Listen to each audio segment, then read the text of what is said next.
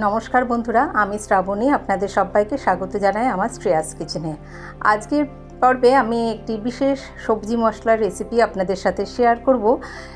এই সবজি মশলাটি যে কোনো ভাজাতে বা যে কোনো নিরামিষ তরকারি, রুটি পরোটার সাথে খাওয়ার মতো তরকারিতে কিন্তু দিয়ে দিলে তার স্বাদটা অনেকটাই বেড়ে যায়। আজকে আমি আলু ভেন্ডি দিয়ে একটি ভাজা তৈরি করেছি, যার মধ্যে ওই মশলাটা ব্যবহার করেছি। চলুন দেখে নিই তাহলে ওই রেসিপি। এই রান্নাটা আমি সর্ষের তেলে করছি। কড়াইতে 1 চামচ তেল দিয়েছি, তার মধ্যে প্রথমে ঢ্যাঁড়স বা ভেন্ডিটা দিয়ে আমরা একটু ভেজে নেব। আর সামান্য একটু নুন দিয়ে দিলাম। আর ভেন্ডিটাকে আমরা আমি এরকম বড় বড় করেই কেটেছি, চাইলে আপনারা আর একটু ছোট ছোট করেও কেটে নিতে পারেন। এইভাবে 80% মতো ভাজা হয়ে গেল, সেই সময় অবধি ভেজে নিয়ে আমরা তুলে নেব।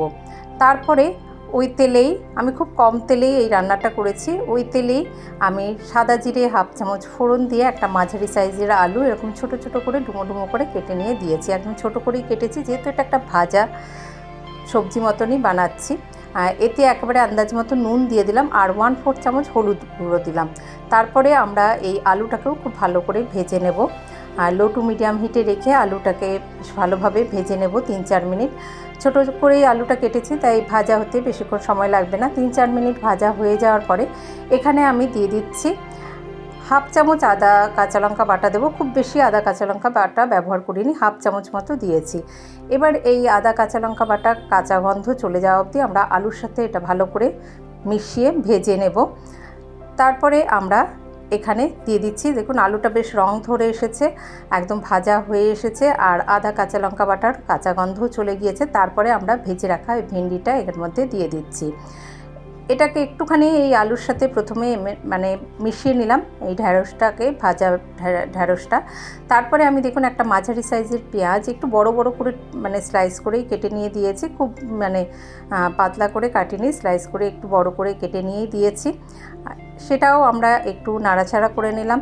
আর দিয়ে দিচ্ছি একটা ছোট সাইজের টমেটো, সেটা দানা ছাড়িয়ে এরকম লম্বা লম্বা করে কেটে নিয়ে দিয়ে দিয়েছি।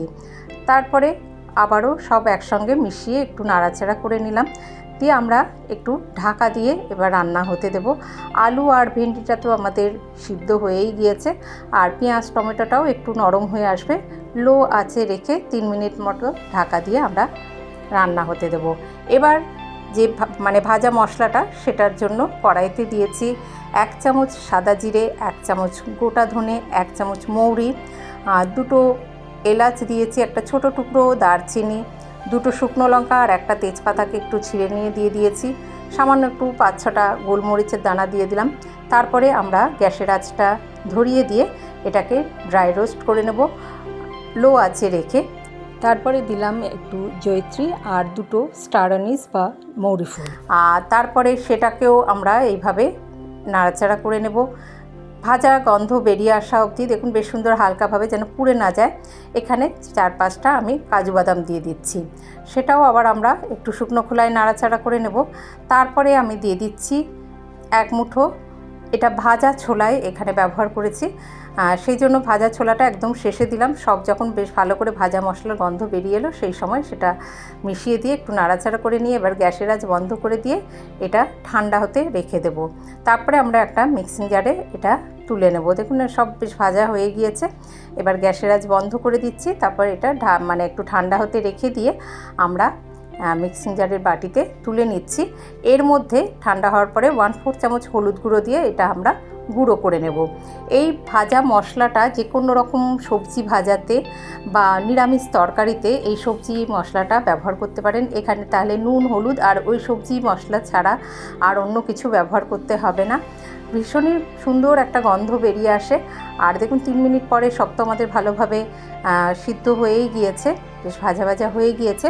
তখন আমরা এই ভাজা মশলাটা ব্যবহার করছি।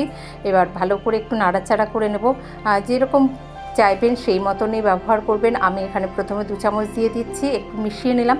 তারপরে আরও 1 চামচ দিয়ে দিচ্ছি, আর একটু দিয়ে দিচ্ছি। বেশ যতটা দেওয়া যাবে, বেশ সুন্দর এই ভাজাটা খেতে কিন্তু রুটি পরোটার সাথে ভীষণই ভালো লাগে।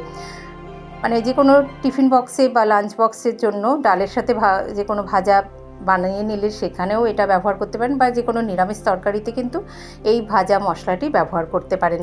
এখন গ্যাসের আঁচ বন্ধ করে দিয়ে ঢাকা দিয়ে স্ট্যান্ডিং টাইমে রেখে দেবো, তারপরেই এটা গরম গরম সার্ভ করে দেবো। রুটি পরোটার সাথে তো খেতে ভীষণই ভালো লাগে, বা ডালের সাথেও বানিয়ে নিতে পারেন। এইভাবে রেসিপিটি ট্রাই করে দেখবেন, আশা করি আপনাদের ভালো লাগবে। ভালো লাগলে একটি লাইক দিয়ে পাশে থাকার অনুরোধ রইল। আর আমার যে সকল বন্ধুরা আমার পাশে আছেন তাদেরকে অসংখ্য ধন্যবাদ জানিয়ে আজ আসি। ভালো থাকবেন সকলে, ধন্যবাদ।